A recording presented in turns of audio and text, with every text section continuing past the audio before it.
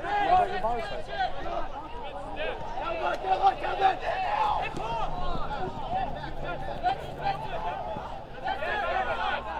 Where's your truck? That could be.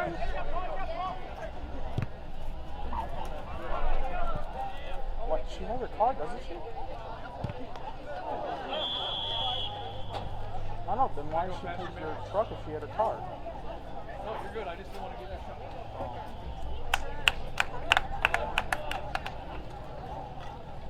Well, I can't call mom because mom is it football?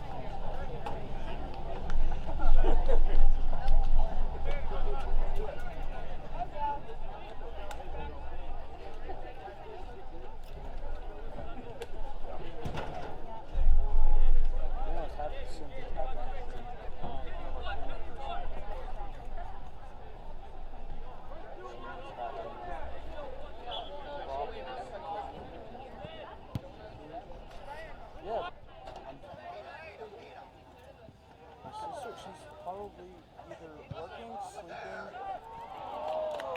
that's herself, so.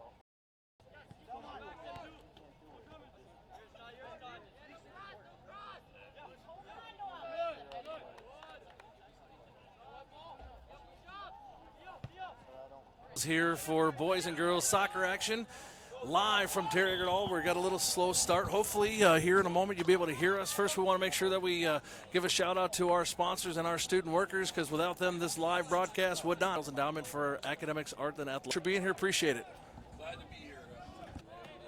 Get going a little late here, but Rails are up 1-0. Gotta love that. Gotta love that, absolutely. Can you hear me in your ear?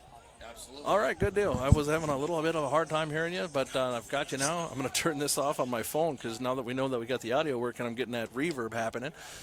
So, Dave, wanted to say again, thanks for being here. Thanks for helping us out with soccer. I don't know enough about the sport to sit here and actually talk about it intelligently. I can talk almost all the smack talk and stuff with you that we can do that way, but when it comes to soccer, well, we appreciate you coming in. I'm going to let you do a lot of the reins on this, and I'll just jump in every now and again when I feel, or if you want a little bit of what's going on with tomorrow night's homecoming game, the girls' game later on here, and this weekend as we go. But otherwise than that, I'll turn it over to you and take it away.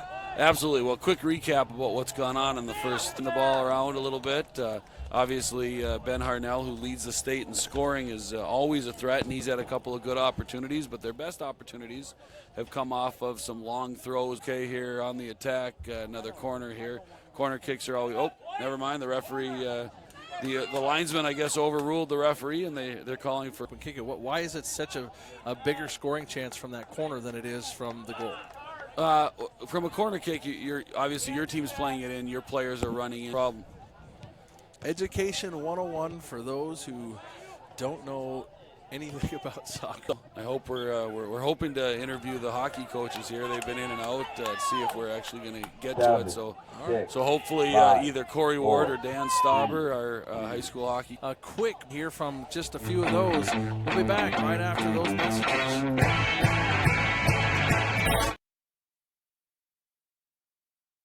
Researched very well, and I chose Heritage Window and Door. They installed the window. Anderson from Heritage Window and Door.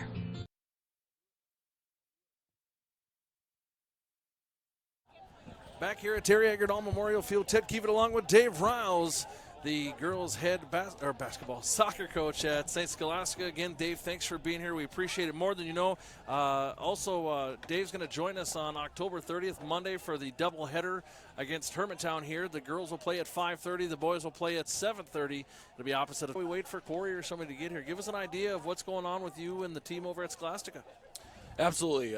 We're off to Central University 9-0, so kind of a breakout performance. Alexi wasn't with you to start for her college career. No, she chose to go to Morningside to play college basketball. She played there for one season, realized how much she missed being in Proctor and in the Duluth area, and also missed the game of soccer. And so she came back and has played soccer for us.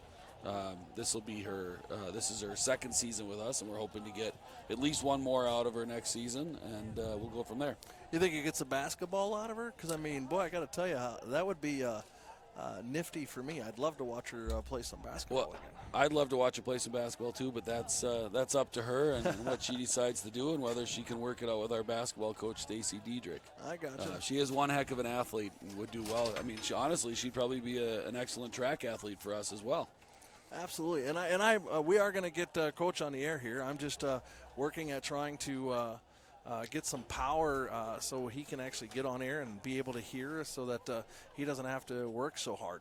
We do have Coach Corey Ward up here in the booth. Fairly soon we'll get him on the radio. We'll talk a little bit about the upcoming Rails hockey season. Also, just so everyone is aware, we'll be broadcasting the Rails versus Cloquet. I believe we now have Coach Ward with us. Coach Ward joining us. Coach Ward is in his 7th season as an assistant hockey coach for the Proctor Rails hockey team. Welcome to the booth. Hey. Rails hockey. Good evening, fellas. We don't really like you, but we'll keep you around. On our football team and other sports, but a few of the guys that are out here on the soccer field may be some key players for the Rails here as we enter the hockey season, which starts sooner than later. November 11th. This will be the start of our season. Yeah, we're excited to get going here. We'll start off our season, tough little stretch to start things off with the Cloquet on the road. Tough way to start off, but we'll give her everything we've got. We're coming into the season, we spent some time this off season working with the boys, and I think that's only going to help us coming into this season. We've got a good number of returning letter winners, 12, I believe, letter winners returning this year. We've got good chorus seniors coming back, along with good, strong numbers with our juniors, and then we've got a good chorus sophomores coming in. And how having the new facility is ask everybody to go out and catch a game this winter. It'll be well worth your time. Yeah, this summer we skated for 6 weeks. Coach Stauber ran them through some stuff this summer, and then they also did some work with strength and condition. Jake. That's the part I was going to bring up, Coach. Is that, I'd like to hear as you get in. A guy like him in to train our to get them physically ready for every sport or whatever sport it is they're playing. And we're not sport specific, not doing anything sport specific. It's basically turning these young key players. One of Isaac Moe. Absolutely, and it's great being able to look out here on the football field on a Friday night or on a beautiful Thursday night like we've got here and see athletes that play hockey, soccer, football, baseball. You got golfers. So it's huge to. It's nice for these kids to be able to go to a school where they're Zach Zeroth. We got a handful of guys that are going both. Playing multiple sports here, and it only helps our program in the long run. So, absolutely, and like I said, it's one of the advantages. Obviously, you always hear about big schools, and you hear about some of the success of some of the big schools. But one of the advantages of being at a small school in a small community like Proctor is you have the opportunity to play. And I'm hoping a lot of this the soccer and what it does for not only your school and your program, but for everything outside too. So. Yeah, it's you talk about the success of the soccer program, and we're getting here close to the start of the second half. But this has been a great year for the Rails thus far. Already come close to the amount of wins they had all last season. Yep. Still have 6-7 regular season games to play. Still have potential to be one of the top seeds in the section.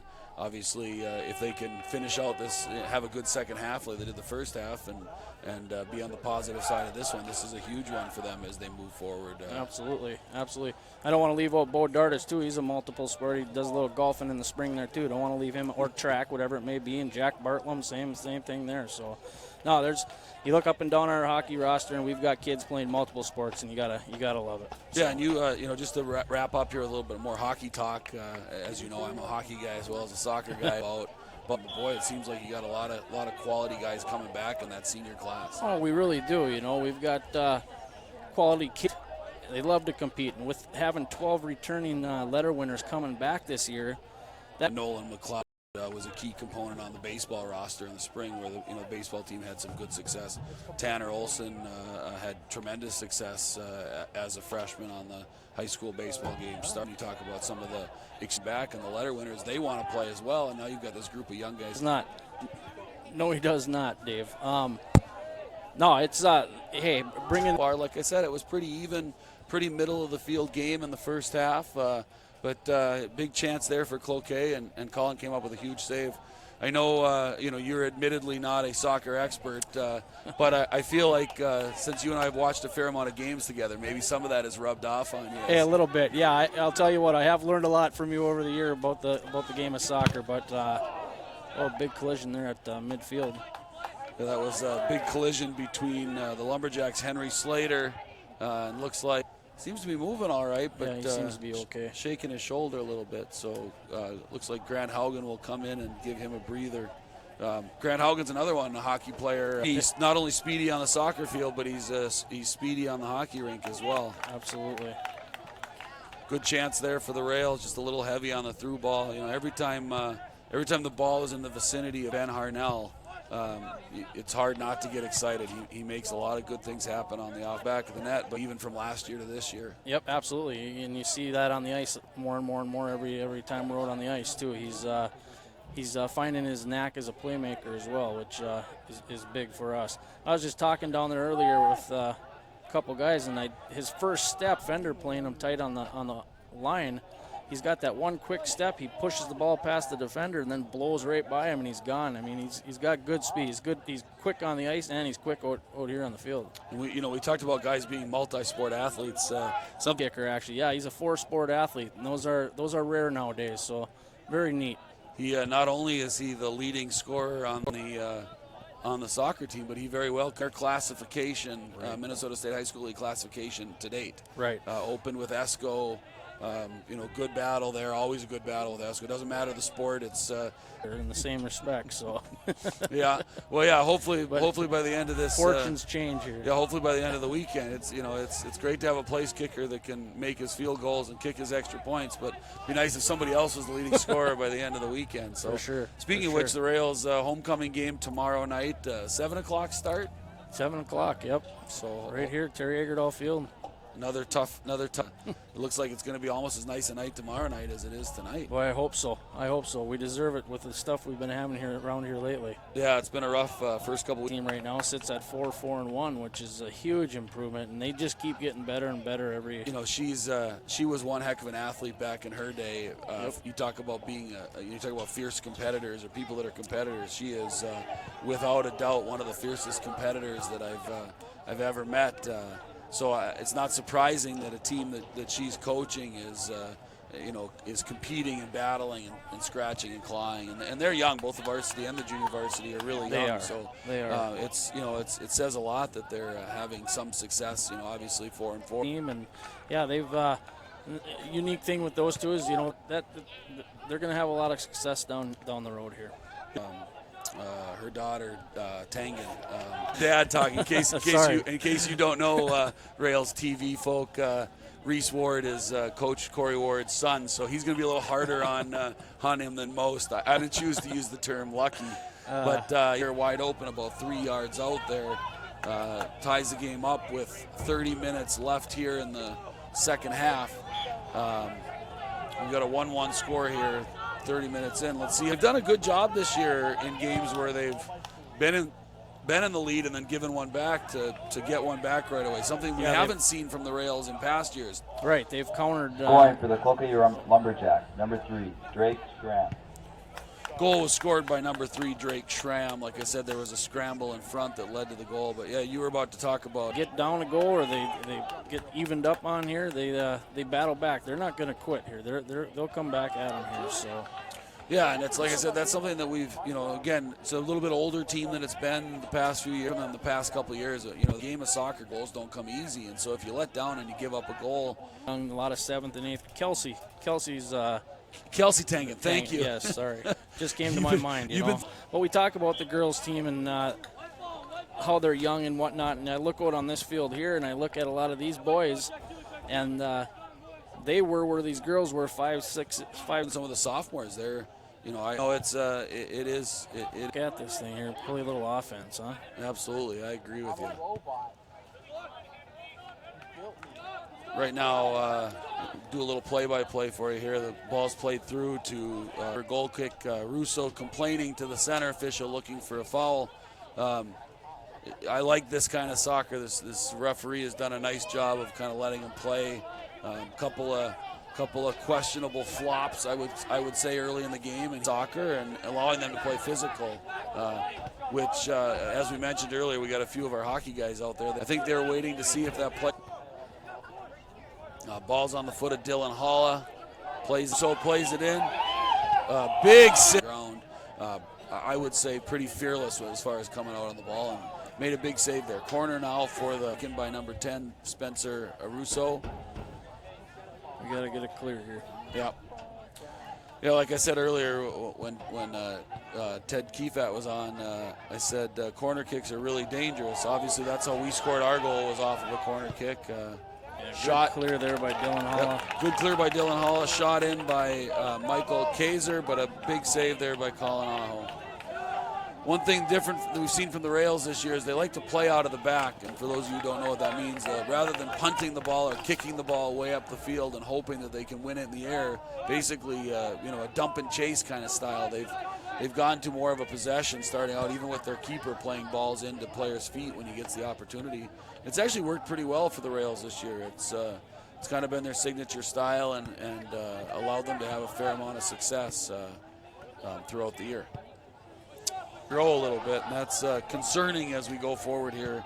The ball across the field, that out, get a little bit more organized in the back, stay compact. Oh, here we go. Nope. Rails can't seem to get their foot on the ball and keep it right now. So been all Lumberjacks for the last 5 minutes here. Hopefully the Rails can sort through some things over there. Oh. Right after we give the referee kudos about not calling ticky-tacky fouls, he goes and calls it go out for a corner kick. Corner kick will be taken by number 18, Nathan Genero. Not sure who Ted's talking to. Oh, I thought Ted was talking to us. I was giving him a thumbs up. I think he's talking to the guy up above us on top of the cameraman's above us on the press box here. One of them. We've got 3 cameras going. Just so the crowd knows, all of these, you got a group of young students, and it's, obviously in this day and age, there's lots of opportunities in professional sports and collegiate sports to work in broadcasting. Just one of the other fine courses offered at Proctor High School. Absolutely. Build a house, and That's right. In your senior year, you can run a camera. There's been a number of. It's something if people don't know, it's a number. It's kind of a unique. Probably for the last. It might have been going on a little longer than that. Okay. Yeah, it's been around for quite a while.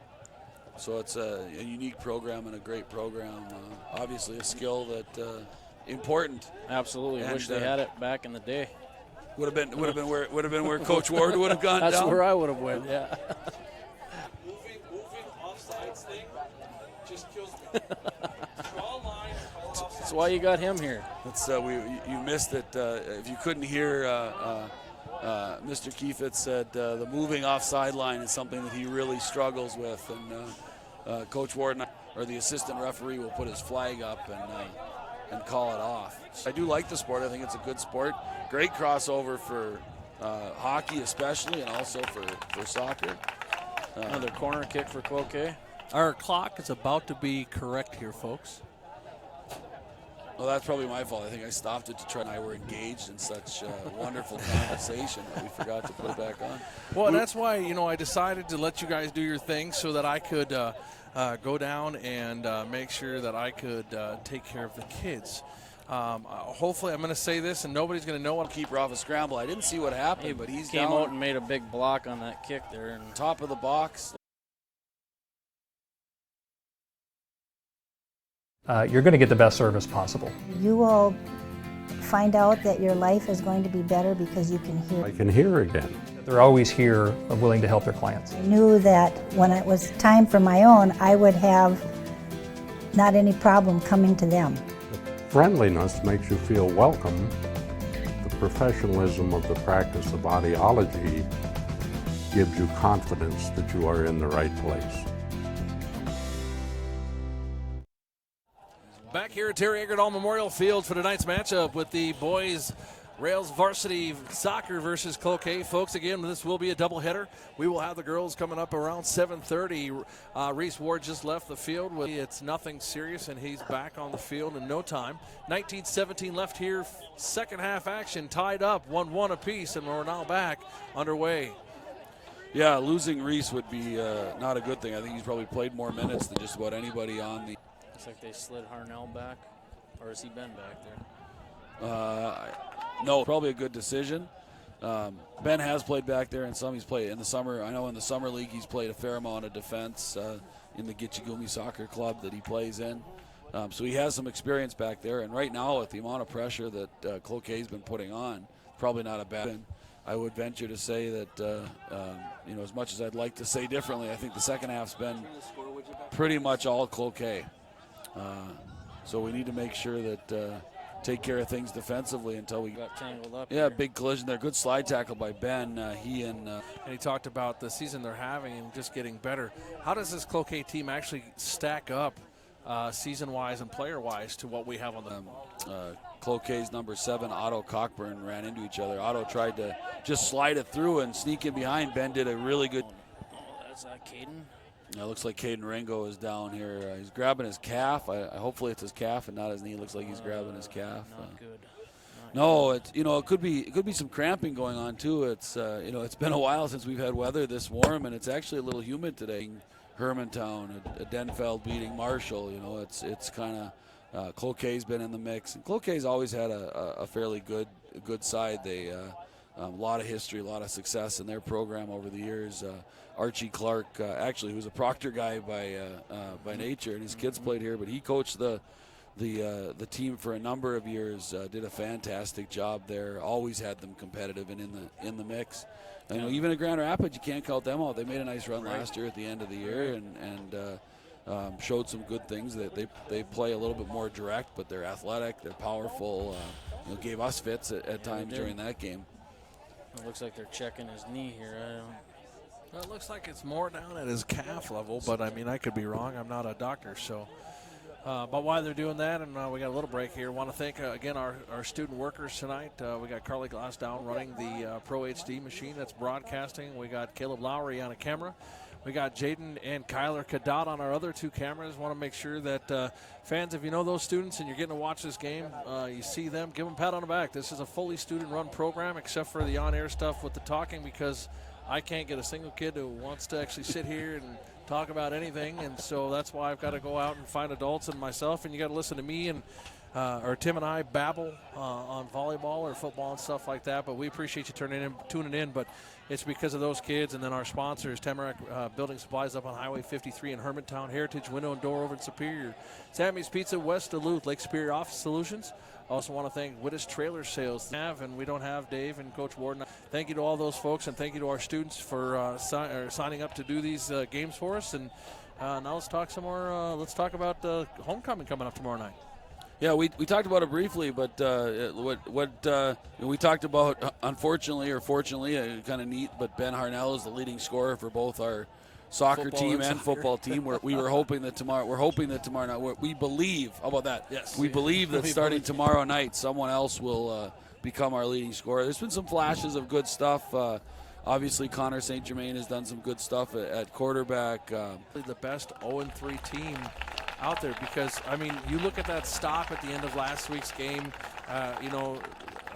Leonard had less than a yard to go, and we just go in and we knock him in the mouth, and we take that. Our 2 and 3 times our population and numbers to choose from. We mentioned that earlier in the broadcast that we have yet to play a team in our classification, and I don't know if we play many. It's good to get a player back. So Reese re-enters the game back at center back, which allows Ben Harnell to move a little further. There against Leonard, and Coach Prendo talked about it at the homecoming assembly, how that play really had no outcome. It wasn't going to matter in the outcome of the game. Absolutely, and hang their head, not hang their heads and go out with a chin up and going, okay, fine, we're going to go get the next one. Absolutely. No, and I think that says a lot about our. I think that's the first time we've had it down their end for a while. I was just going to say, we finally won a ball. We won a ball in the air, which we talked about earlier. The Rails aren't typically a team that likes to pump and a guy whose confidence is really high right now. Anytime that the ball can get through, there's a chance. He's dangerous. For sure.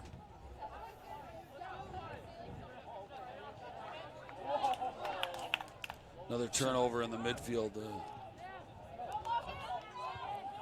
Good recovery by, is that Grant Haugen? That was nope.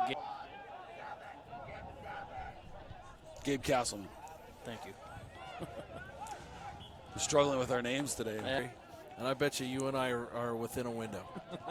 I'm 45. That's on the women's team, and it's I can't imagine what I would feel like if I did something else. I love what I'm doing. I love the fact I coach my kids. I coach other kids. I love to coach the kids in the Proctor community, and it's those opportunities that keep us young and allow us to at least feel like we're young, even though they may not look at us like. Absolutely. I always tell my 6th and 7th graders for our cybersecurity classes, they talk about, well, okay, Mr. Fun with you guys. Absolutely. And it keeps me young, it keeps me happy, and it keeps me positive. Oh, 100%. Cannot agree more.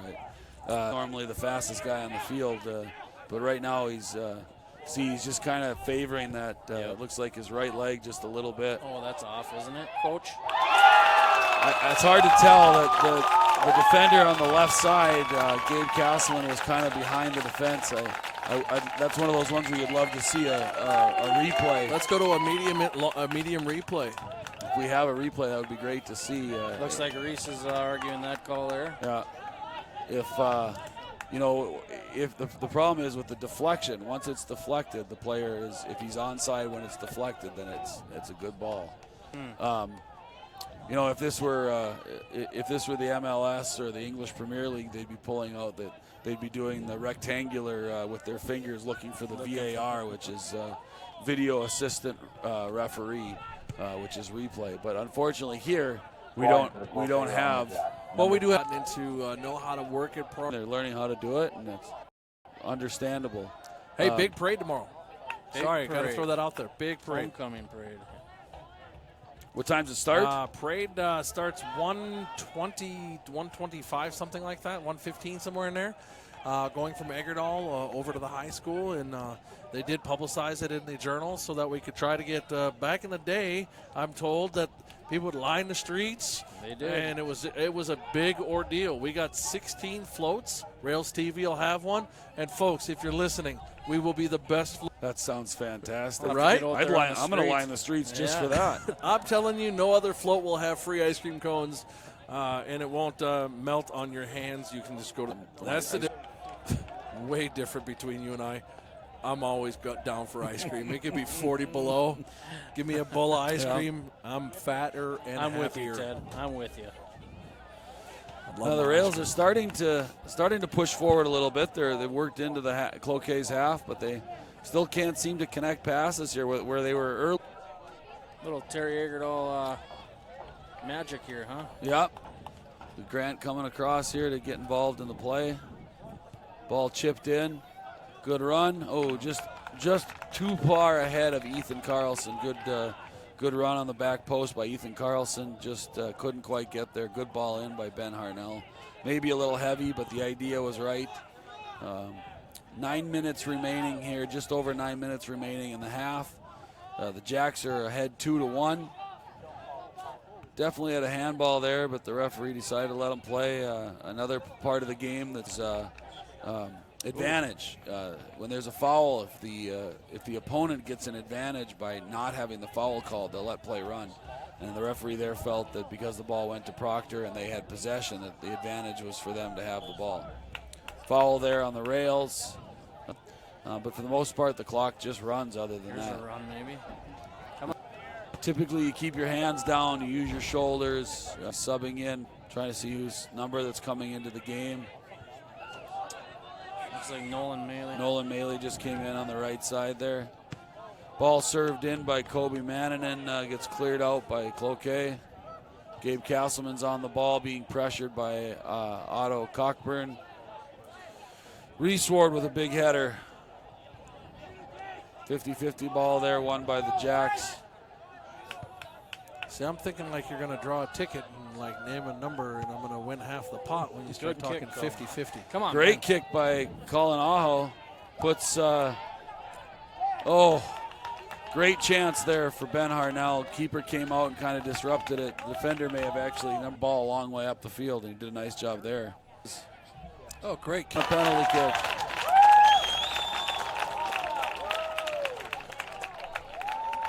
So now, when I saw on the screen, I didn't see anything. So why would they call a penalty kick there? I problem with this, and if I were Coach Wood, I might be arguing. Part of giving a penalty kick is that it took away a scoring chance. I would say that he was still able to get his scoring chance, and therefore they didn't need to call a penalty. Penalty kick taken by Cloquet's number 3, Drake Schramm, and 1.5 minutes remaining. It's unfortunate. It's you can liken it a bit to pulling the goalie, Coach Ward. You get late in the game, you start to push numbers forward, trying to create goal-scoring opportunities. Yep. We ended up 1v1 in the back, and unfortunately they got in. On a positive note, the referee chose not to give Reese Ward chances. Oh, good chance there. Ball got flicked into down the stretch here. Boys, I'm telling you, the temperature is going to change here. It's going to change real quick with that sun going down. Welcome to Falls in Minnesota. Right? I'm saying welcome to the happy big guy. What he's doing, because I wouldn't know what to do up here. He did have me, when he was trying to figure it out, he had me turn a couple knobs, and that's about the extent of my knowledge. But the one negative I would say about the booth is, boy, when that sun beats in, it is toasty. It is. But there's a baseboard. Baseboard heater. Yes, this. I was here. Those are always dangerous when that ball comes rolling across the face of the goal. It's a big goal, and when the ball's rolling across the front of it, 4 yards out, that's really hard for any goalkeeper to deal with. Luckily, the Lumberjacks missed, but now have another opportunity here off the corner. Can't tell who's playing it in there, but the ball played in. Good ball in. Won by Gabe Castleman. Ball still. Number 22, Henry Slater, was on it. Henry's a defender. He's going to take him because they can also serve a ball in from a long ways away. But you'll see teams bring players up for corner. Goalkeeper Colin Aho comes out, makes a nice punch to clear the ball out. Always challenging in traffic, and he went attack on the ball. Looks like a throw-in now for the Lumberjacks. I'm sure they're fairly content right now to just keep the ball in this half of the field and keep creating opportunities. Another corner kick for the Lumberjacks. Yeah, I think you said it, Dave. I mean, it's a tale of two different halves here.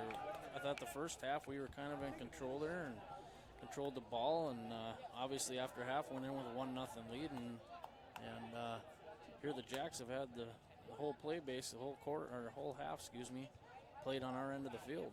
Yeah, it's other than that, we did get a little push forward there for 5-6 minutes, and unfortunately they were able to counter and get one on the back end. But yeah, the second half has really been all Cloquet, and I don't know if it's fatigue or adjustments that they made. Obviously, a couple of those goal-scoring opportunities may have come because Reese Ward was a little dinged up, not quite at pace. But even so, the reality in this sport is, just like any sport, when one team has 70% of the possession, they're probably going to come out on the positive end of it. That's because tonight is.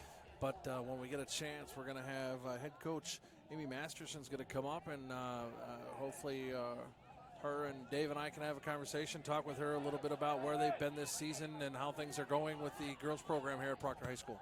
That's fantastic. Yeah, we talked to Coach Ward, and I talked a little bit about her earlier and being a first-year coach and me knowing her. Your son in his senior year of soccer and senior year of hockey here in the beautiful St. Luke's Proctor Event Center. Thanks a lot for coming. I appreciate it. Thank you, Dave.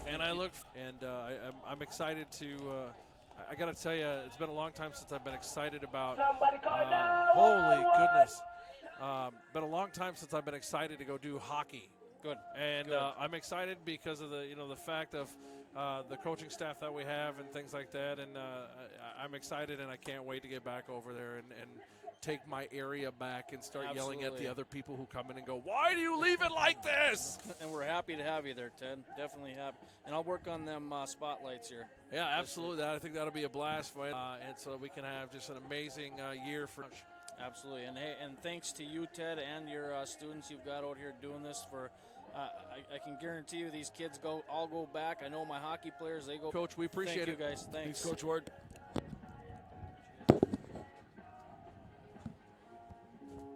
All right, fans. Well, we're going to take a break here right now. Here it is. The girls are warming up. That final there was 3-1 Jacks win. Started out as a tough Memorial Field. We're going to take a quick break, listen to a couple of our sponsors. We'll come back and get ready for Game 2 of tonight's doubleheader with the Lady Rails versus the Cloquet Lumberjacks. Public Schools. We are Rail Strong.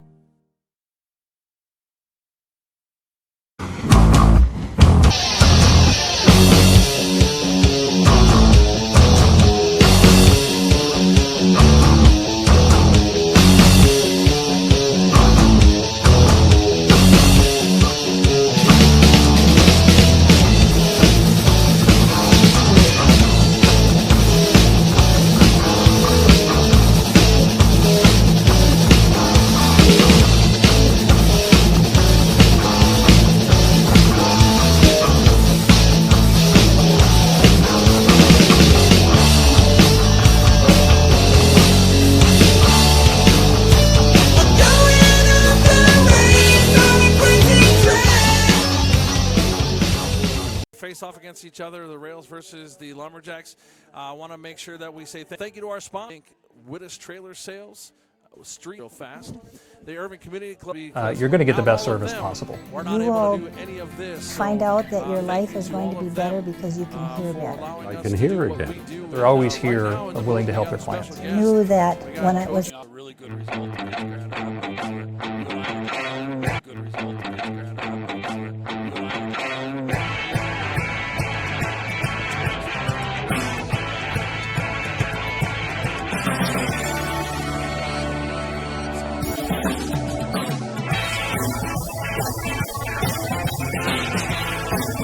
So if you could talk a little bit about how the season's gone so far, maybe talk a little bit about your seniors since it's senior night, and then talk about what you have coming up through the rest of the season.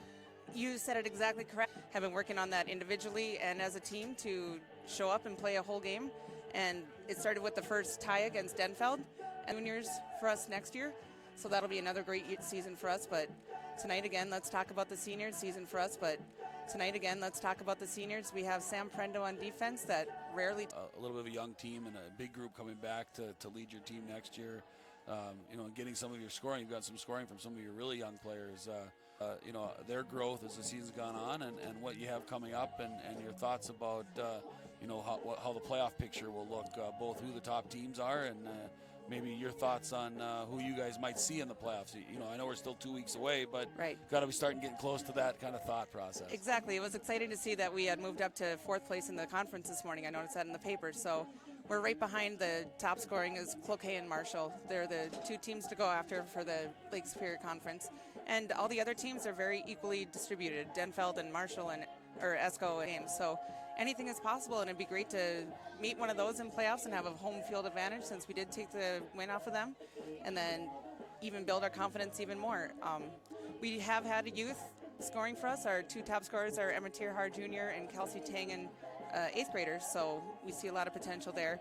And as well for the junior varsity, there's a lot of great scorers on that as well. Even though some of the parents were arguing via to finish all the way through overtime, and I feel again that we didn't give up. We did have a goal. Unfortunately, it was called back, but yeah, it was great. I was impressed with, as the game wore on, I felt like you guys had even more and more success, and you could see the confidence in the players and their confidence on the ball. I was lucky to survive that game, but if you were here, I would say the opposite. I think Denfeld was lucky to survive a tie in that game. So that's exactly what we'll have to do. Whittling down to the time that we start, obviously you must have good assistant coaching if you can come up here during pregame. But of course, most coaches will tell you that if you haven't figured it out by the time the game starts, you're probably in trouble anyway. But what should we look for tonight? What are some key things? What did you tell your girls about Cloquet and what we need to watch from them as they attack, and also what do the Rails need to do to find the back of the net? Cloquet has very quick passing. They do a lot of triangle passes all the way down the field and make teams literally chase them and tire them out. So I said, they were very similar the way that Marshall played, that we can't chase the ball, you can't stab at the ball, you got to keep low in your defensive and make them actually make a play on you before. But also the rest of the way and through the playoffs. Thanks for so much. joining us. Have a great night. Yeah, you too. That was Coach Amy Masterson, the first-year head coach of the Rails. As we mentioned earlier, one of the Proctor greats as far as soccer goes, but also other sports. Tremendous athlete during her time. So exciting for earlier. Coach Ward, who was on here, coaches hockey. One of the things that's neat about our small community is there's a lot of parents that have coached their kids all the way up and had that opportunity, and some of them, especially those that are alums, like a Coach Masterson, the game. We're about 7.5 minutes from kickoff, as you can see on the scoreboard. As was mentioned, the Rails are 4-4-1. It's senior night. Senior Sam Parendo has been a tremendous asset for the Rails, not only this season but in past seasons. Very good athlete, a very good competitor, multi-sport athlete, daughter of Rails football coach, of some would say Proctor legend, some might say Proctor infamy, but Carrie Hellquist, she's the niece of Carrie Hellquist as well. So there's some athletic genes in there in that family as well. The Rail boys, if you were just joining us, as Coach Ward, who was up here, mentioned, a tale of two halves. First half was fairly even. I would say the Rails probably had the better of the opportunities, including the goal. Second half, the Rails got goals by Otto Cockburn, I believe Spencer Russo, which the keeper saved. And then after the keeper made the save, they then allowed them to take the penalty kick. So interesting situation. No card was given either, which is also surprising because typically in those scenarios, as we work towards the game, we talked with Coach Masterson. She talked a bit about she has 14 juniors in the program, so big things. Both had 9th grade starting goalkeepers last season as well. So both as a senior last year, running track this year in college. They do return some of their good scoring from last year. Trying to find the name here. They also have Caitlin Kelly, who is the younger sister. She's a junior defender. Look for, there it is, Kiana Bender. I was looking for that name. She was one of their leading scorers. Playmaker, very dangerous, speedy forward. Comes from a very athletic family. And expect her to be dangerous throughout the match. Coach Masterson talked about the technical ability of Cloquet last year, where they look to play the ball long and work their way up the field. So we'll look for that as the game starts. We're now about 2.5 minutes away from kickoff on Rails TV. Rails, like I said earlier, it's senior night for the Rails. Tomorrow night is a homecoming football match. It's homecoming week all week here in Proctor. Big parade tomorrow, 1:30. Starting at Eggerdahl Field and working its way up to the school. There'll be 15, 16 floats. So exciting times. We're going to take a quick second here. I'm going to tonight's game here on Rails TV. Proctor Rails on senior night take on the Lumberjacks of Cloquet.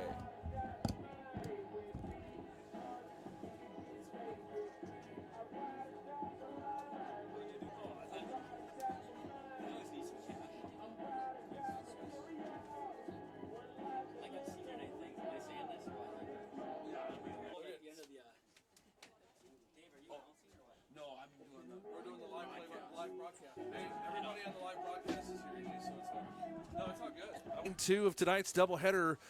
We got the Lumberjacks from Cloquet facing on students going, and obviously got students working in the trailer. You got students doing the camera work. It's fantastic. They appreciate that, and as I like to try to let everybody know, we'll be back right after that. Proctor Rails. The administration, staff, and students at Proctor High School and the Minnesota State High School League remind you to practice good sportsmanship. Profanity, derogatory comments are removal of this event. Thank you for your cooperation, and thank you for attending today's game. At this time, Lena Oglin.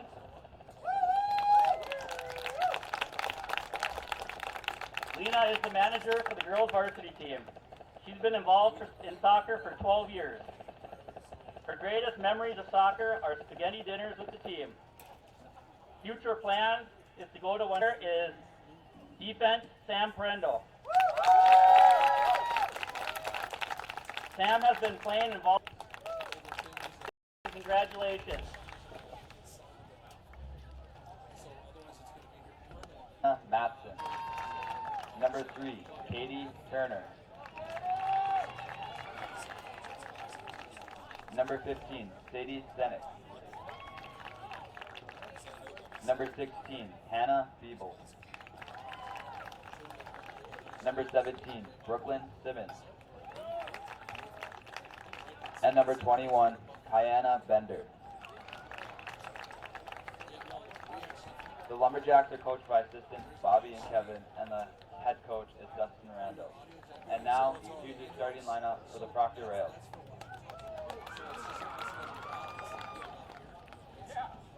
Number 1, Jessica Hadrick. Number 2, Emerson Rosine. Number 6, Jamie Haugen. Number 8, Sophia Morin Swanson. Number 9, Maya Switzer. And number 77, Ava Bennett. There will not be the national anthem for tonight's game.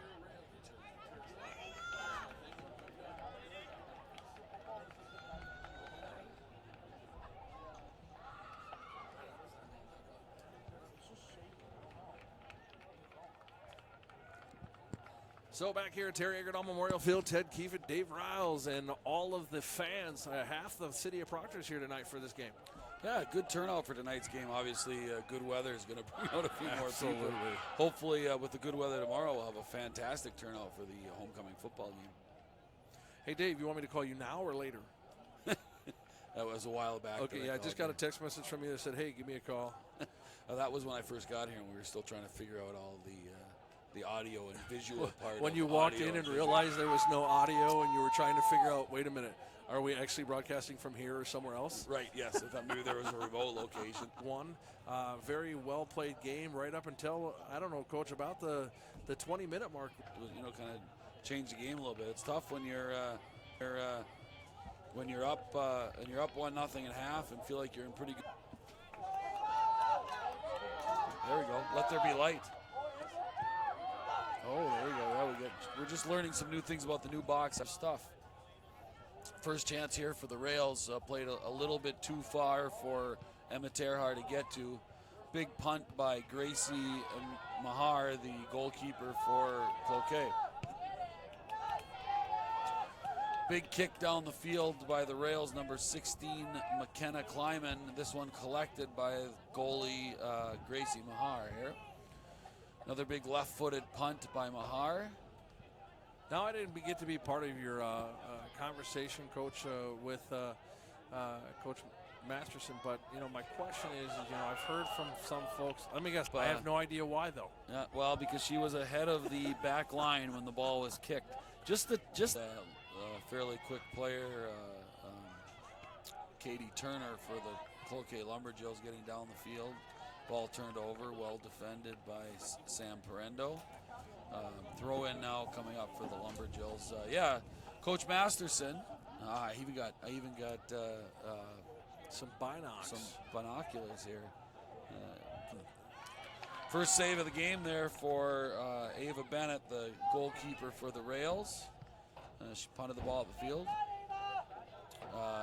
Coach Masterson was saying that the keys to success for the Rails were that they needed to be first to the ball on those 50-50 balls. They've done a great job of that. They've been on the end of the majority of punts, a couple goal kicks here. It's created some good chances. Rails goal, ball crossed in over Rails defender number 6, Jamie Haugen, but collected by Jessica Hadrick and played back up the field. Ball being pressured by a very physical Emma Terhar right now. Created a turnover. Unfortunately, the Rails give it right back. Ball up in the air. Can win the first ball, but also the second ball. Again, Kelsey Tangen offside just by a step. Mr. Kiefet's favor. If they're not offside, like we saw in the Rails game, or if you think they're offside and the referee misses it, it can lead to a breakaway the other way. But it is a ploy that teams use, and moving up and creating that offside line force teams to play in a smaller space, which makes it easier to defend against. So there is some strategery. I love that word. In the offside line and pushing that up, and why in the game of as opposed to a standard, a set line. Goal kick coming up here for the Rails. Well defended there by number 2, Emerson Rosine. Did a nice job of kicking it off the Cloquet player and out of bounds for a goal kick. Nice. I learn something new every day. Big goal kick taken by the Rails. This one won by Cloquet, but and they win the second ball. Rails get on the end of it. That was number 8. Careful what you say. Ball played in to the Rails goalkeeper, Ava Bennett. Big punt nearing midfield. Emma Terhar, not quite the first one to it, just like we talked about early. Early on, the Rails were the first one to the ball here, and in the last couple minutes, Cloquet's been able to get on the end of it a couple times, and because of that, they've been able to put the Rails under a little bit more pressure. I joke about that because about the principal piece, because Diane Morn was the principal at the time that agreed to hire me into the district back when I started in 2013. So I owe her nothing but a gratitude, a debt, because I've loved my time here in Proctor.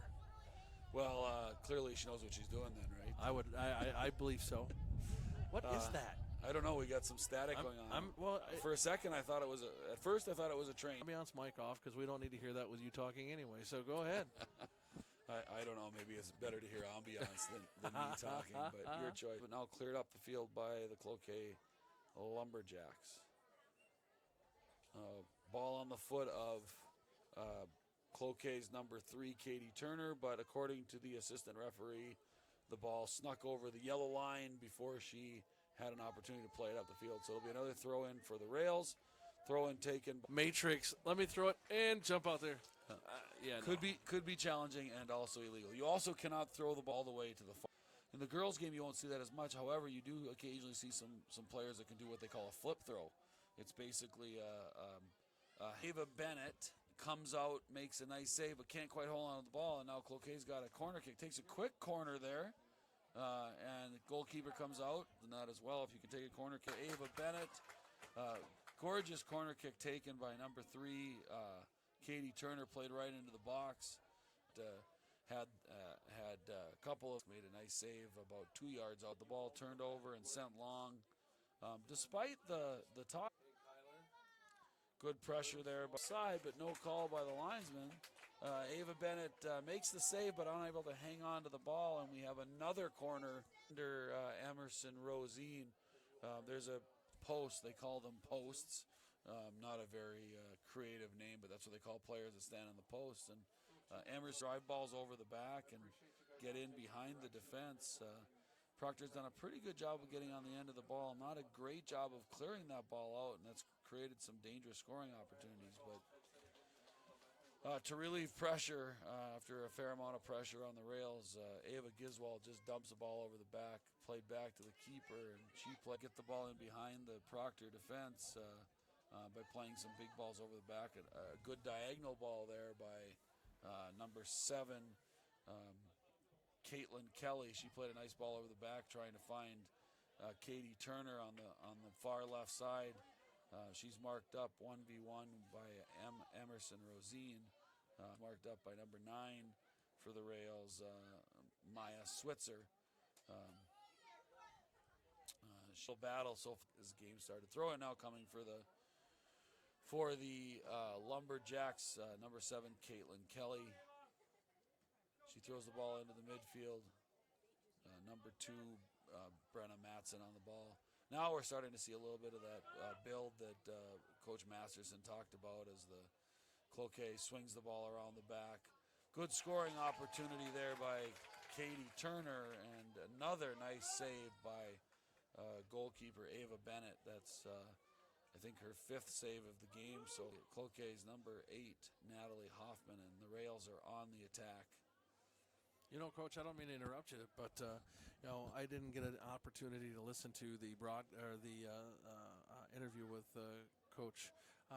But my question is, did we talk at all about, because I mean, on a bender of 15, about 18 yards out from goal, and buries it over the keeper, Ava Bennett, for the first goal of the game. That goal comes at the 15-minute mark of the first half, 24:44 remaining in the game, and the Rails find themselves down a goal.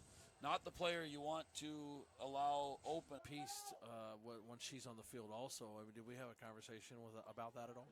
No, she didn't bring that up, and I'm sure it's, obviously it is a tough loss for the team, but good opportunity. Good response by the Rails to the goal. The ball played in.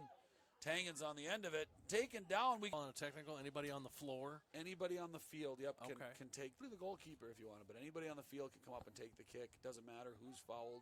They can choose whatever player they want. So they could bring the goalkeeper all the way up to take that kick. Yep. Wow. Yep, they could, but if the keeper saves it or if it goes off the post, then you got to run or it's bust a live ball, Yeah. so you might have to run 100 yards the other way. Typically, I tell teams, I tell goalkeepers, hey, if you're going to take this kick, there's only one certain way to make sure you don't have to sprint all the way back, and that's make the kick. Kick being taken by number 20.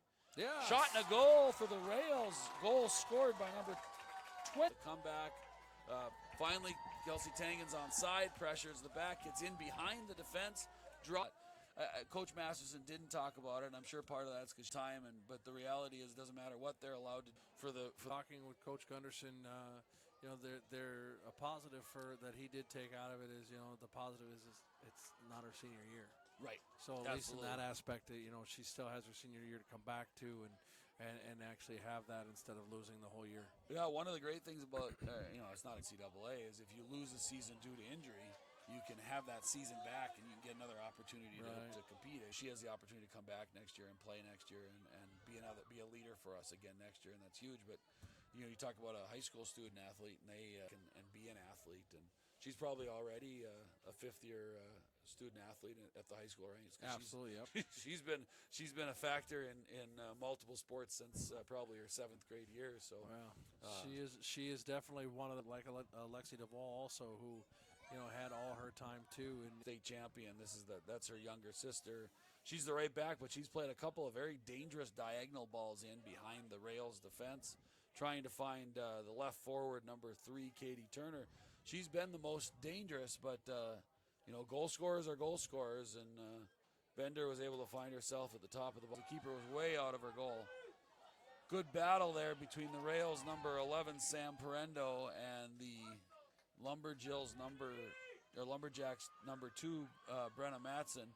Sam Parendo won that battle, and the Rails were able to get the ball out of trouble. It's a tale of who's gonna get in behind more often here. Some interesting the terminology, shielding the attacking player so that Ava Bennett can come out and get that ball. But dangerous players up front and trying to see if they can exploit the other team's defense. Well, I just got a little tidbit while you take a breath there. I just got this in. Someone that used to coach, she believes, to say, hey, volume's not working.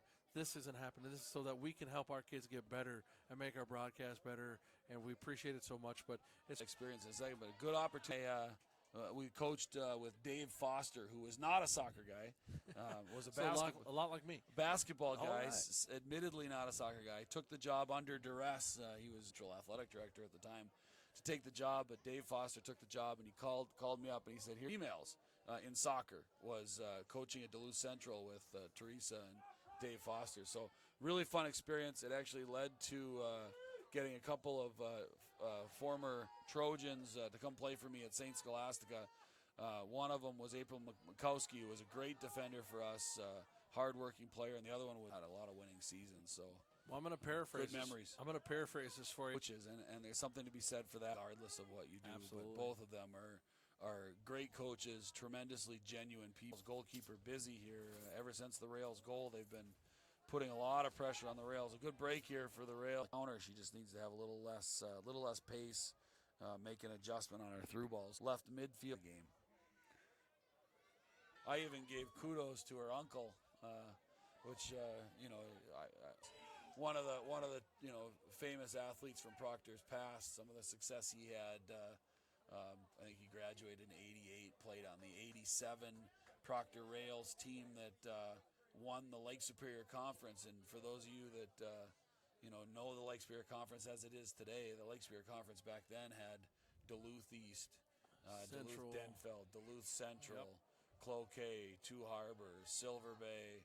It was not easy, and back then there was none of this two-class stuff where the little guys could play, or some of the schools that maybe aren't really little guys, like one maybe across the road from us, but play like they're little guys. None of that happened back then. Everybody played against everybody, and so the Proctor Rails in 1987 won the Lake Superior Conference hockey title. Ella Boyson, her dad Jay Boyson, who's heavily involved. How do you even compete with that? If you could get past the Duluth Easts of the world, and the Cloquets back then were tremendous too. If you could get past those guys, you had to beat an Anoka or a Blaine in order to get to state. That's brutal. It was challenging. It was a different time, that's for sure. That's just brutal when you think about how the classes have changed now to right now. Fair enough.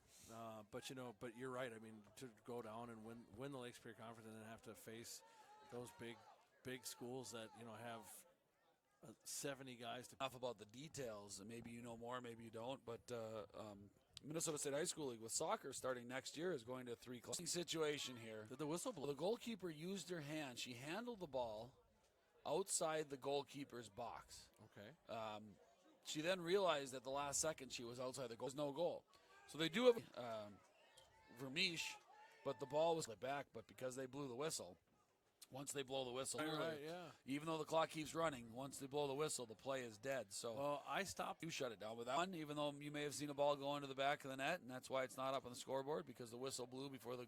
I worked as the head of security for the Minnesota Thunder for 3 years. 97 when they won the A-League championship. Yep. Oh, yeah. I'll bring you my ring next time. I've actually got one because I was the head of security at the time. Wow. And before that, and I'm sorry to all those who are watching, for the most part, 40 minutes they're going.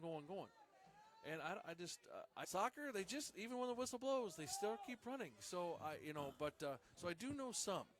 I just don't know the professional leagues. I mean, in high school soccer, there's unlimited subbing. You can sub players in and out, and you can sub multiple players, and some teams will play.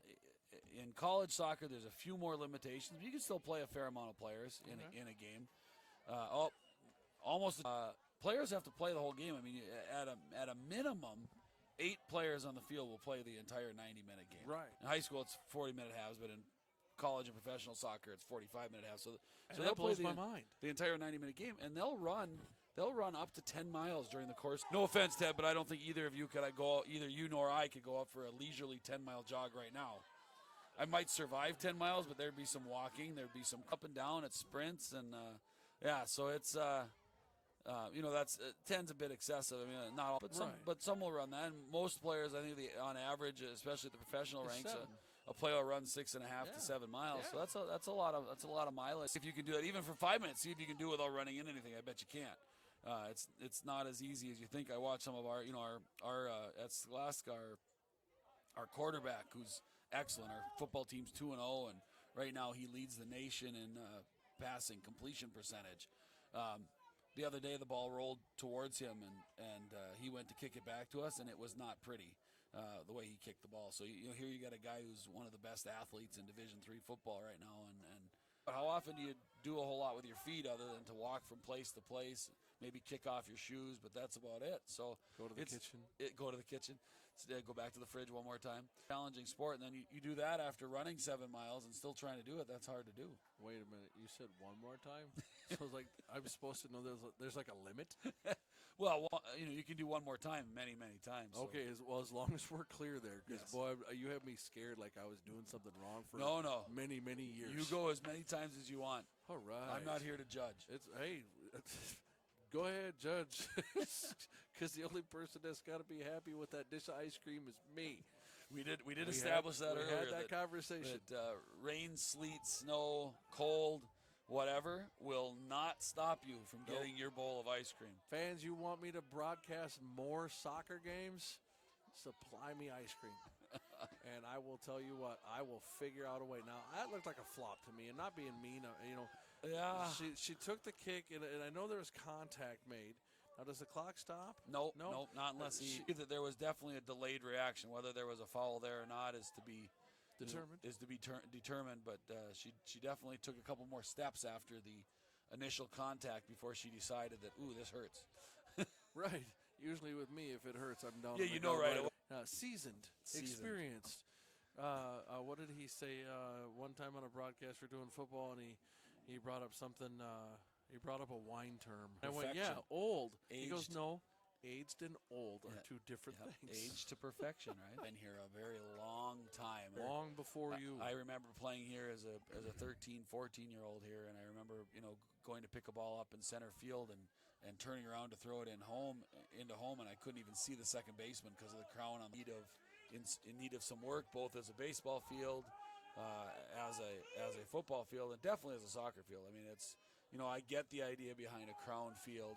It's a necessary evil with drainage tile and some of that kind of stuff. Yes, but remember, a crown field is only supposed to technically usually be crowned one direction. We talk about, we actually seem to be crowned. You climb the mountain, so to speak, just to get to midfield. But that was a great home field advantage. Yes, it was for football. Yes, absolutely. In soccer, obviously having a flat field is significantly better because the game is played. Ward was on here about the St. Luke's Event Center and what a great advantage that is for our student athletes in Proctor and not only our hockey players. It's been great. He called a handball. I couldn't tell who it was on. There was a scrum in front, and all of a sudden, with just under a minute to play, 40 seconds left in the first half, and what's been a good first half, they call a penalty kick the other way. The kick's being taken by Kiana Bender. She kicked it to the goalkeeper's right and in the back of the net. That's unfortunate to the end of the first half. Puts the Lumberjacks up 2-1 late in the first half. Penalty kick, or if you're a football team trying to do a walkthrough on the day before a game, and you want your players to be focused and thinking, it's pretty hard to do when it's pouring down rain and 40 degrees. So it's been used for multiple things, as well as by people in our community. There's people in there all the time, yoga classes, aerobics classes, people in the community walking on the track, running on the track. Youth hockey uses it both indoors and outdoors. Beautiful new outdoor rinks as well.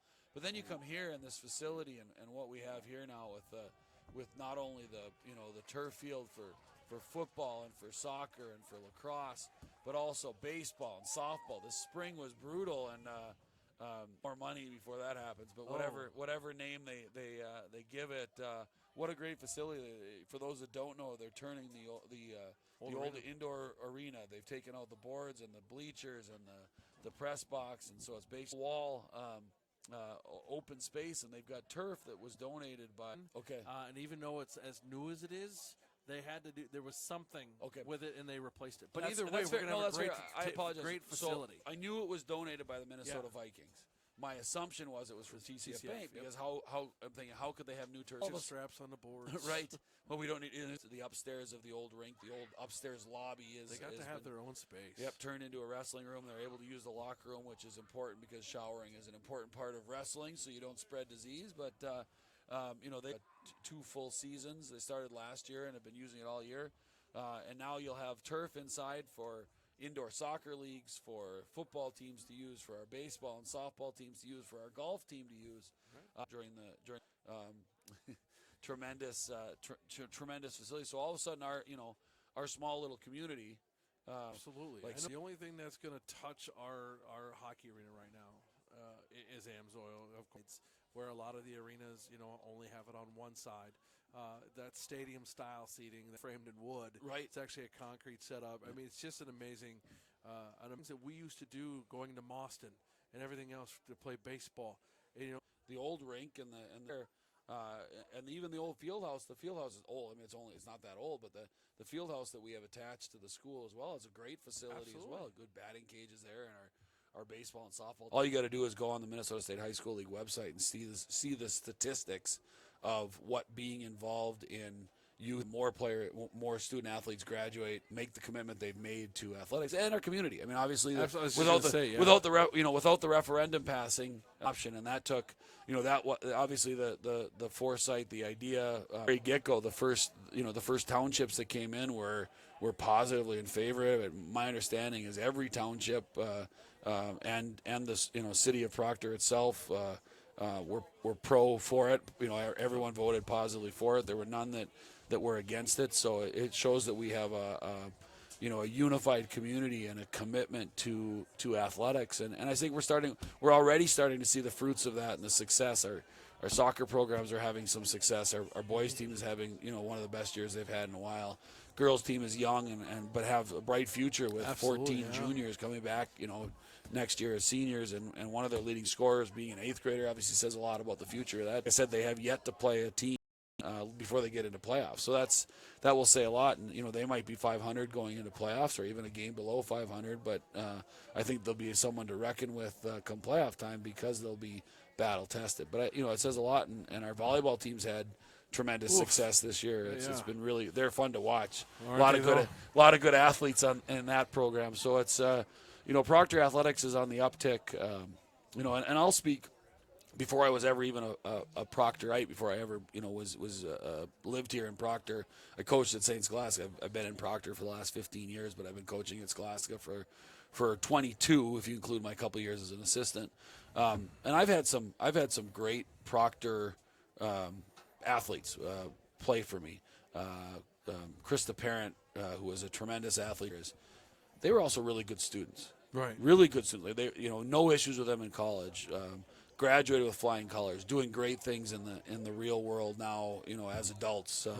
Right. And that says a lot to me about the education too. So obviously we're talking about a commitment to athletics, but it's really tremendous and will be positive as we go forward. And you throw in the pathways that we have kind of started this year and really going to be heavy into next year with the 2020 plan for the Proctor Pathways, and kind of giving our students a different view on how to decide what they want to do when they graduate high school and things like that. And I agree with you. I think that athletics, I've been up here since 2000. My wife graduating from Hermantown, my mother-in-law teaching in Hermantown and all that. I've gotten to see both sides of that spectrum, and I agree. I just think that they know when a student's not in class. They know when a student's failing, and it's not oh, great. It's a contact mom and dad or bring the student in and talk to them. It's a really positive. I mean, you look at you are high 3, almost 4, if not over. Right, good academics. Absolutely. So I mean, that's got to say something. I'm not saying other schools don't have it, because they do. Right. But we tend to have a good number. Right. And that makes it super positive. Absolutely. I mean, you've got some of our best athletes. I'll use Ben Harnell, we talked about earlier.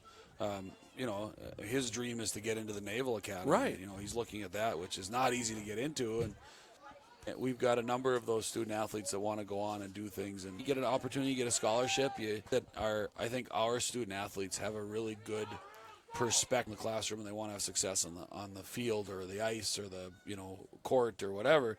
But they also have a good perspective that athletics is important, but it's just a piece of the puzzle. It's not the whole thing. It's that rounding. That rounding to make you so well rounded that you have that extra ability to go outside of yourself.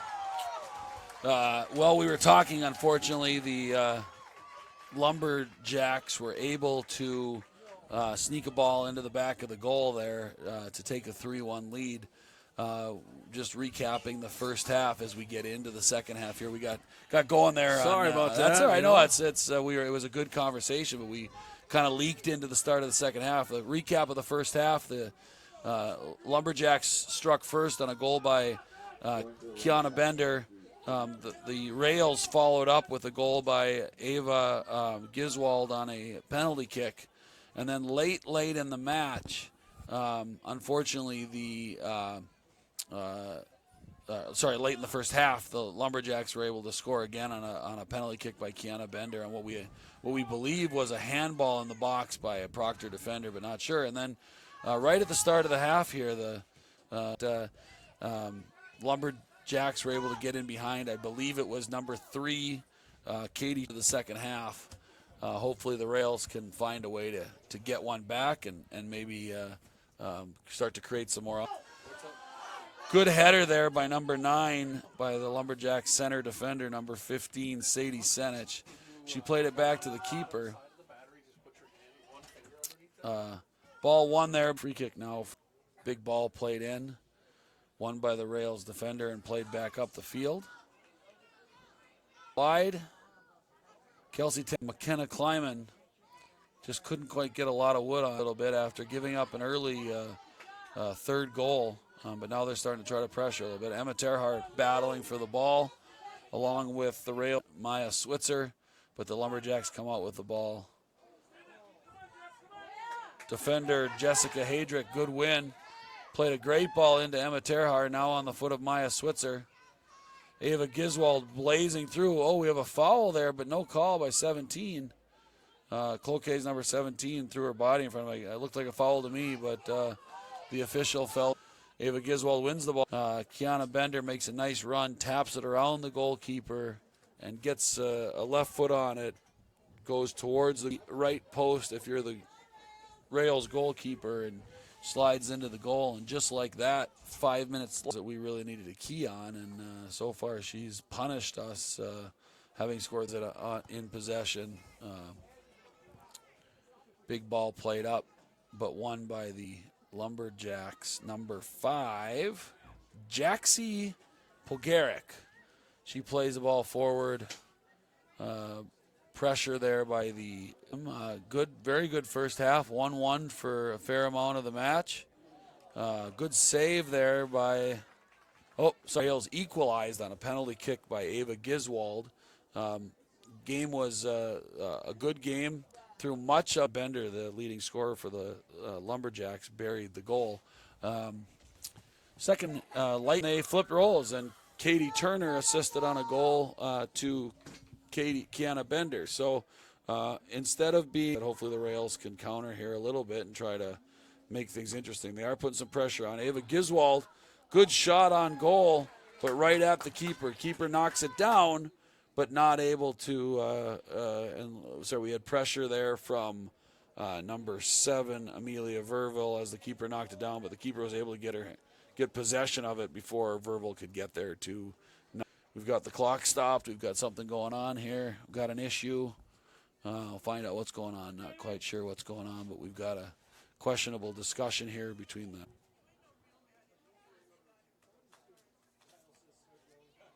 Got a yellow card on number 15, the defender. 15, Sadie to the yellow card on Senate. Schaff did not crazy about it and seemed to be okay with it. So obviously, whatever the Lumberjacks here as they look to go forward. Possession by Ava Giswald as she runs through the midfield with a foul on Kiana Bender. Free kick for the Rails about midfield.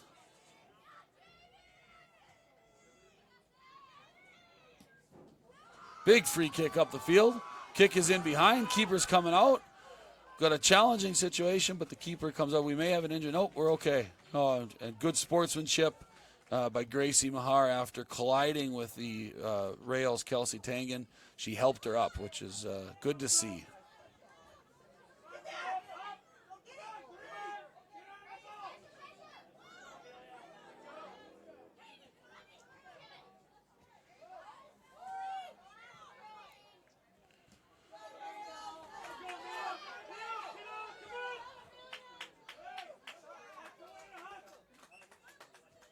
The throw in for the Rails.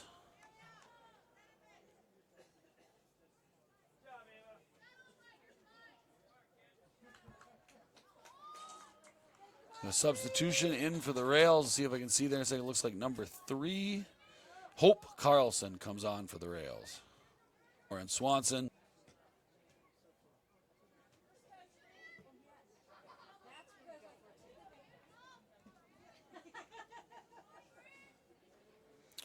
Free kick here for the Lumberjacks. There's been a fair amount of free kicks going back and forth. Oh, we have an injury here. Oh, it looks like a bloody nose maybe. bloody nose, an arm or an elbow or what happened. But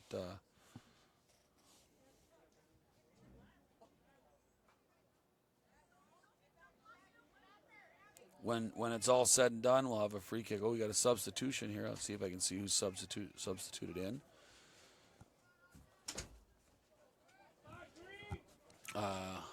Player coming onto the field is number 23. Abby Hansen came on for the Rails as Sophia Morin Swanson is getting looked at. Looks like she had just had a bloody nose, and they're just going to clean her up, I'm sure, and get her back in. I'm back. Welcome back, Ted. Oh, hey, thanks for having me. I appreciate it. You shouldn't have left. When you left, things the wheels fell off the bus a little bit. The wheels on the bus go round. I'm sorry, I had students. We had one student go home sick this evening. Yep, you told me that. We learned that some motion sickness might have played into that with how this booth moves, which I understand. So we're a student short. And so I started having, usually when with that extra student, we're able to give bathroom breaks and things like that.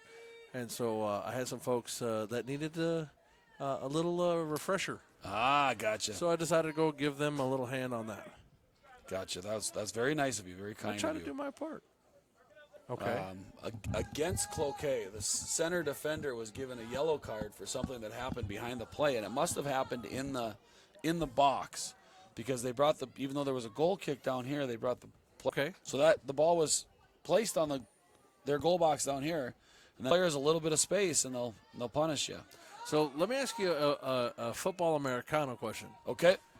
Don't get me wrong, but I mean he still has the weapons, and he still has that offensive line. Is Shitty Bridgewater? I don't think it's a bad idea. I guess it depends on who else you have. What are your other options? Well, I mean I got Patrick Mahomes. I mean, but I'm thinking, week 12 comes, that we could still, depending on if Breeze is hurt or not, but. Right. Yep. No, I don't think it's a bad idea. Obviously you're gonna go with Mahomes as much as you're gonna ride that wave till the end of time if you can. I picked that kid up with my third pick, the 17th overall, and everybody said you're taking a flex player out there. Yep, that's my son. My son said the same thing and picked him up and said, had her head up and ran right into the back of the referee, just about knocked him over. It was good humor there for a second.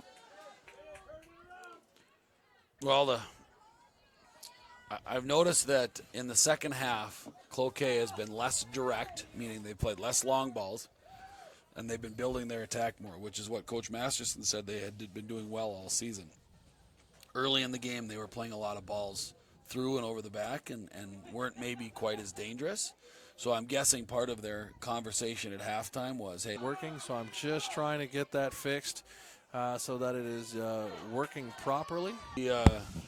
She may have been thinking that she could get 3 points by kicking it through the yellow uprights. And then busy tonight. And despite giving up 4 goals, she's actually made a few really big saves. Done very well for a sophomore. And up with it, so we're going to just take it down, and we'll make sure that we know that we let you know what the score and the time left is. I don't know why it's not working, but hey, that's what happens in live broadcast. Things happen. Did not like it, so finished by running through her, and therefore got it for a little bit of time. Rails are the Lumberjacks also subbed out. One of those here. Ava Giswald, despite missing the second PK. I don't know what everybody's yelling about, Coach. What's everybody yelling about? There was probably a foul there. Against us or them? Against them. Ava Giswald got to a ball first, and the defender kind of took her out a little bit. But she seems to be all right. Parents get excited sometimes. It's part of the game, right? That's what Kelly girls are track girls. And, with doing the broadcast for hockey or the PA for hockey and doing the broadcast for basketball and stuff, I just had it. I knew I had said her name a lot. I just wasn't sure how, where, and why. But Teresa's keeping me on my toes. Thank goodness that we have Teresa. I say something that she goes, wait a minute, that's probably not right. Oh, but the other thing, and I know you want to talk the game here, but the other thing is you were correct. It was actually from TCF and from the Gophers, not from U.S. Bank. Oh, and it was the Gophers, It not was the the Gophers. Vikings. Yeah. Okay. Yeah. Who brought that information for Our you? fact checker. Our fact checker. Yeah, Miss Teresa and I. And that you continue to get better, and we can't wait to have you back at school. Agreed. Free kick being taken here by the Rails. Big ball played up by number 6, Jamie Haugen. There, number 2, Brenna Matson with a shot on goal. But as has been the Rails defender, number 9, Maya Switzer. And here's Ava Giswald again on the run. Oh, a good attempt to play the ball through there. Defended plays as well. Ava Bennett's there to collect it. And a big punt coming for the Rails. 4-1, Cloquet leads here, 13:40 left here, second half. Thanks for being willing to help do this, because I believe you bring a lot to the broadcast, with knowledge-wise and personality-wise. So thank you for your willingness. And I'm from Terry Eggert. It'll be a good match. I know earlier in the season the Rails boys took it on the chin, and I know they've since that game they've circled this date, looking to get another opportunity to get back at the Hawks. Last year, one of the most exciting games I've ever seen. Rails are down a goal, 9 seconds left in the game, and they've got a goal kick. And they take their goal kick, send it down, go all the way down, end up scoring a goal to tie it up. They went 120 yards in 9 seconds on two big passes and a good finish to tie it up, and then on a penalty kick in overtime, the Rails ended up beating the not only broadcast, but I get to do a little that potentially could be Saints going forward. So what you're saying is you get to get paid to do nothing where you're not getting paid. Right. I get paid to volunteer. Nice. Love it. Wish it worked like that. As you and Coach Ward, it was good to have him on. It took a little bit of coaxing to get him up here. But did a fantastic job. She hit the nail on the head. She said we needed to win more balls than them in the air, and thought early on they did, and then they haven't been. And she talked about how they're going to build their attack and pass around the Rails if they don't take care of things defensively. And in the second half, Cloquet did that. And the last thing she said is they need to take care of Kiana Bender, and they didn't do that. And here we are, 4-1. Down to the last 15 minutes. We're going to cheer for the Rails because, that's who we are. It's we're rail strong, and as Row Weeder would say, we're going to fire up anytime we can get a chance to our students, whether it's athletics, whether it's arts, whatever it is. We're going to be fired up and amazing. I got the kids laughing and giggling at me because on Dress Your Best on Wednesday, I wore. It's been a great week, and hopefully we'll have the anthem tomorrow night. So that'll be really cool. And then hopefully we can go. I hate to say it. No, I don't. Hopefully we can go punch Grand Rapids in the mall. I know, another offside. Just barely offside there.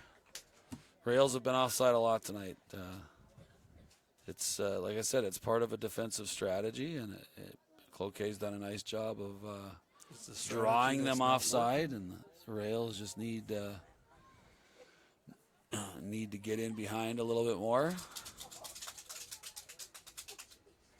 Maybe a little more east-west on their runs than north-south. Their runs trying to get behind the defenders would help.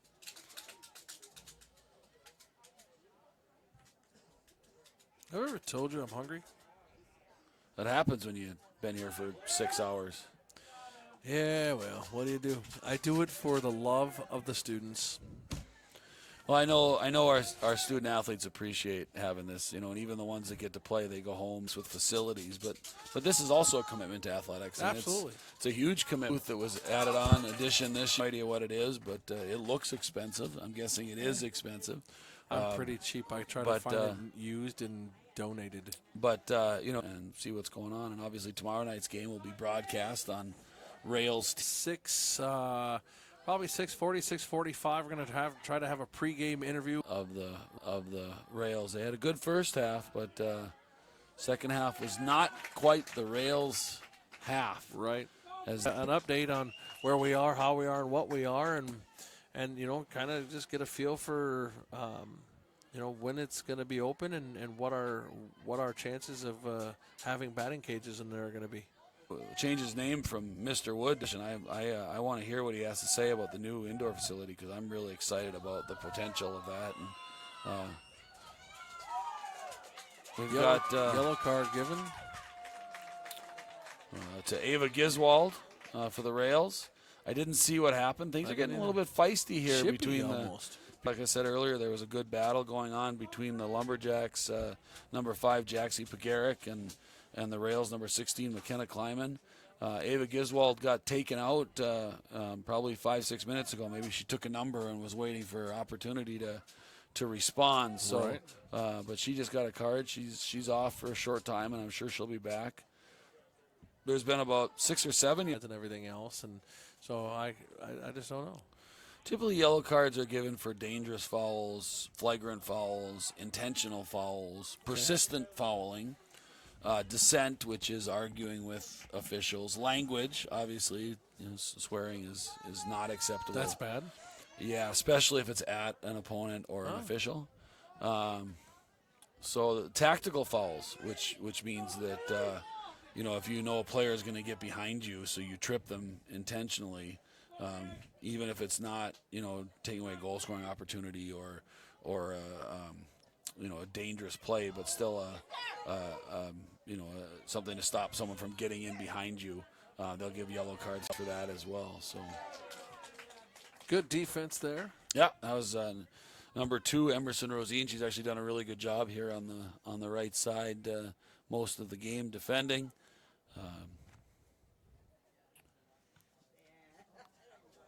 One of the many juniors on the Rails roster. Yeah, you're talking there's 14. That's what Coach Masterson said. Wow, that's crazy. I can't. But keep them on your feet, stink. But my guess is that I think she knows what she has. So if she says there's 14 juniors, I think we do. I know our score widget is not on. So those of you that have been popping in and out, there's 8 minutes left in the game. And as I was just about to tell you the score was 4-1, now I have to tell you that the score is 5-1. Goal scored there. Couldn't quite see who got it.